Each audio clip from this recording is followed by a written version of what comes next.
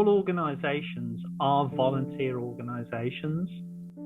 As an employee for about 20 years in Europe, as well as here in North America, and having now served over 260 client organisations across 28 states, China, India, Europe and Australia with staff training and leadership development for the last 15 years, I've come to a conclusion. My conclusion is that all organisations are actually volunteer organisations. You see, employees will choose how much to give of themselves based on how much they trust the leadership of their organisation. We're living in an imperfect, fallen world with imperfect people and most certainly imperfect leaders. Yet I've noticed the higher the trust in the leadership, the greater the followership of the employees. It's as if people yearn for someone or something to trust. My observation has been that human beings are four-dimensional: the body, the heart, the mind, and the soul or the spirit.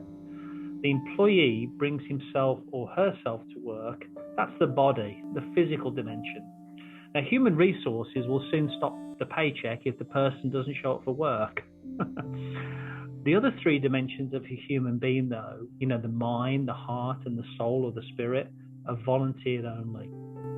The mind, or the mental dimension, is someone's willingness to contribute new ideas, to think of new ways of improving old processes, or the creation of innovative solutions to emerging problems. A fully engaged employee will offer their ideas. Now, the heart, by design, is relational and shows someone's passion for his or her work. As consumers or colleagues, we can always tell if an employee cares about what they do. We can feel it. When an employee is treated well by their employer, they will often pass this on to their colleagues and customers. It really is the hands and feet of the golden rule. Now, the soul or the spirit in the workplace setting could be expressed as someone's intent to leave a legacy, to make a difference, to lead a life well lived in the workplace. You can always tell when an employee is firing on all four cylinders. They make great workers, superb colleagues, outstanding service providers, and exceptional leaders. One of the saddest aspects I've observed in workplaces around the world is when someone quits but stays. Did you catch that? They've quit on 3 of the 4 dimensions, but the body still physically comes to work. They don't contribute their ideas, they have no passion for their work, and there's certainly no little light shining within them as far as we can tell. I remember a few years ago, we were asked to conduct a set of interviews with a critically important work team for a client, which wasn't functioning very well. The first interviewee walked in holding their job description in a stand-up plastic frame. I asked what the frame represented, and the person replied, quote, "If it's not on here, I don't do it," end quote. I took a deep breath and suggested I put the kettle on so we could have a good chat through this person's way of seeing the world. See, my conclusion from that conversation was that the workplace is a two-way street.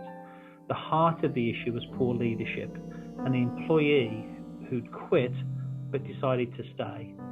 It takes, as they say, 2 to tango, but someone to lead. The leaders of organisations have a noble, honourable responsibility to be people of high character and high competence. Isn't that really the definition of trust?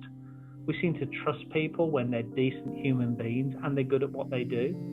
Trust is really the commodity that leaders deal in. Employees also have a responsibility, though. Regardless of the quality of leadership, employees have a choice of how much to give of themselves.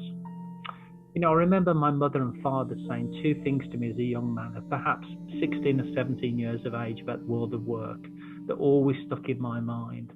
The first thing they said was, quote, "Get rid of the mullet," end quote. They were referring to my haircut.